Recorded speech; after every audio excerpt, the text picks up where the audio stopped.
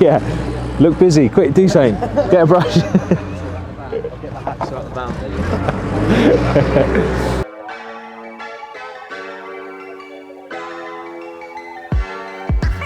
We have got, or had, another busy week this week. I had Fergie back. He's still doing the walls. They're coming together, looking really good. We got Dave and Sid on the patio. Most of the slabbing around the house is done.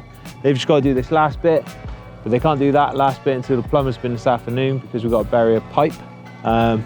So they're doing the patio around the garage for now. We've got Tony and Julian back with the digger and dumper. They are clearing the front entrance, just clearing where it got a bit overgrown and things like that. They're just ripping that out, ready for me to build the new entrance for the for this plot and the second plot.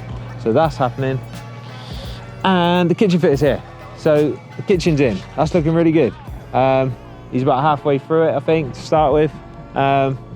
Really happy with the one we chose. It's looking really good, and it's nice to see it going in. Burrowing like a rabbit this morning in under here, because yesterday, well, I noticed a while ago that the soakaways, the drains for the soakaways for the gutters and things weren't soaking away, and I was a bit panicky because we've got this corner in and we want to finish the patio and all the pipework's under here. I couldn't figure out what it was, so I came in this morning, rodded it because I thought maybe there's a blockage or something. Anyway, long story short, realised that I'd left the bung in the end of the pipe. So I had to burrow under here. Luckily, I managed to find the end of the pipe, pull the bung off, and yeah, Niagara Falls came down, the water burst its banks, so that's all good. I managed to sort that. So now I'm just going to poke a bit of pipe through. I'll be able to connect it on, fill that hole back in. Hunky-dory, didn't have to rip the patio out, didn't have to do anything else, so it all worked out well. But that was just a simple mistake. When I was doing the soakaway, I just put the bung on, left the trench open, and then I went on with something else. By the time I came back to it, that trench had filled in a little bit and covered the end of the pipe. I obviously forgot all about it. We carried on, did everything else, and then it caused me problems later. So you should always just finish the job you're doing before you go on to something else. But that's easier said than done when you've got loads of stuff to do. So on to the next one.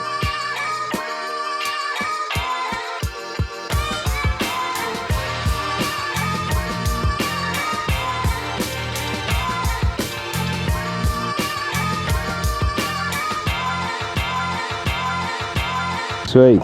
So yeah, look busy, quick, do something. Get a brush. I'll get the hacksaw at the boundary. Sweet. So we got Jamie's back today doing some more plumbery stuff, getting the pipe work from the utility to the heat pump.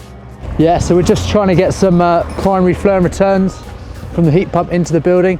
I think initially we had the heat pump positioned where you're stood, but it didn't really make sense to have it where the wall's not going to protect it, so we've moved it over to the other side of the doorway. But obviously we just need to get flow and returns now over to the boiler.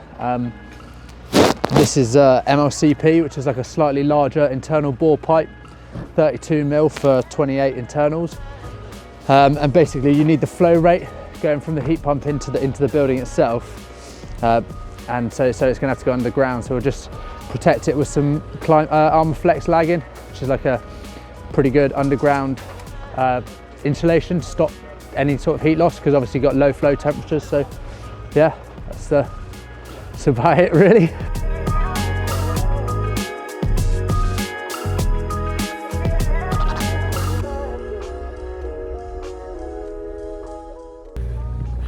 Right, so I've had a hell of a morning this morning. I wondered why the soakaways for the guttering and that on the house, all the water was holding, and I didn't know why. And it turns out when I ran the pipes through, I left the one with the soakaway, I left a bung in the end of it, ready to connect up later. Anyway, that trench got covered over slightly, I forgot all about it. And now we've got the curbs in, we've got everything ready to go. Now I've had to dig a hole under here. I've had to burrow like a rabbit under there. I've managed to find the end of the pipe with a bung on it. and now that whole system is full of water and I've got to pull the bung off, so this is going to be fun. You can just about see it, I think. Yeah, there it is. It's just about a metre back, and that's the bung on the end of the pipe. I'm going to have to pull that off and let the river flow.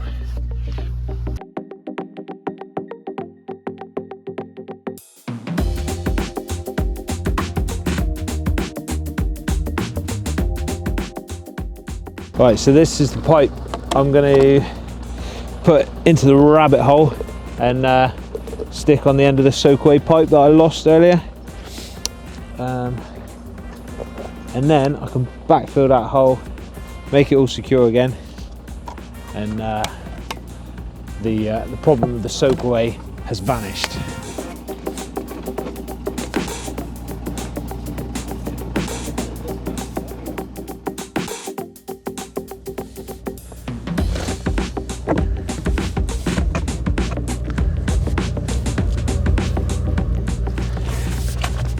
Yes, there we go. And then I'll stick a bung on the end, which is exactly what I did last time, only this time I won't forget about it and bury it, hopefully. So that's all sorted. I was going to bung that, but then I remembered that's a silly idea because I don't want the drains to fill up again, so I'm just going to let it leak out into this hole for now, any rain we have, things like that.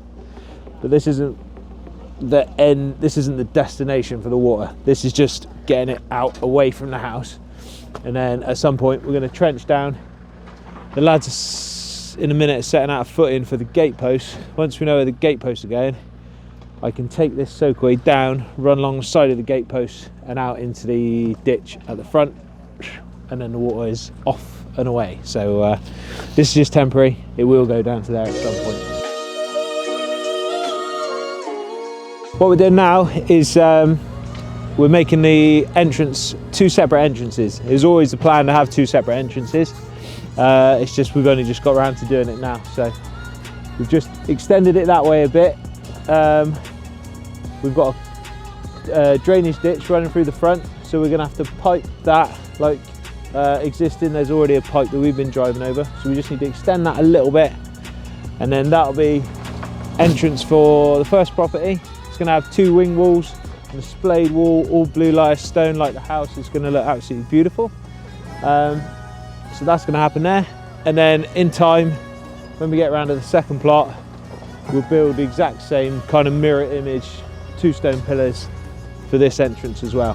But for the time being, we're just going to get plot 1 looking nice and tidy, because we still got loads of work. Plot 2, we don't want to risk a concrete lorry crashing into brand new stone pillars or anything like that. So plot 1 and do plot 2 later on.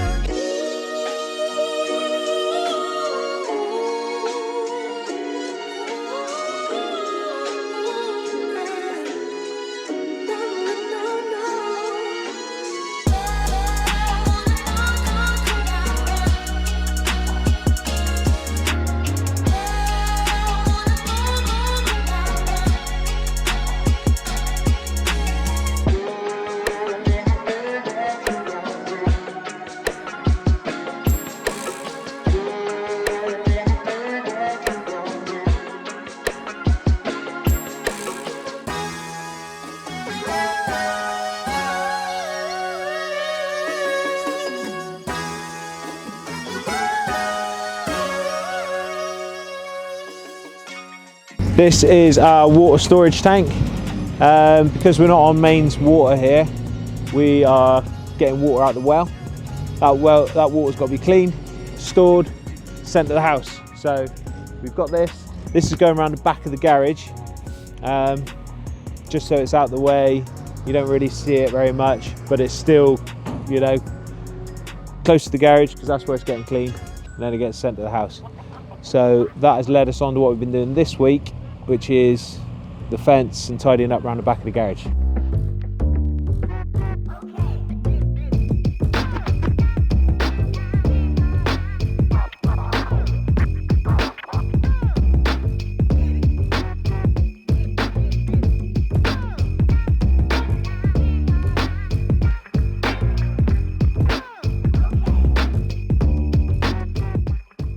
So the tank is going around the back here.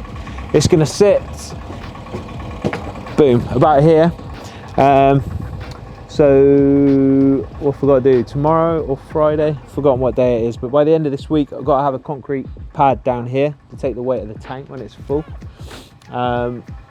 Sid and Dave have been on fencing this week, getting this down through, just because the boundary, we didn't want to carry the wall on down because it's a bit overkill in this area, so we just went for the fence. So that's looking really nice. That's nearly done.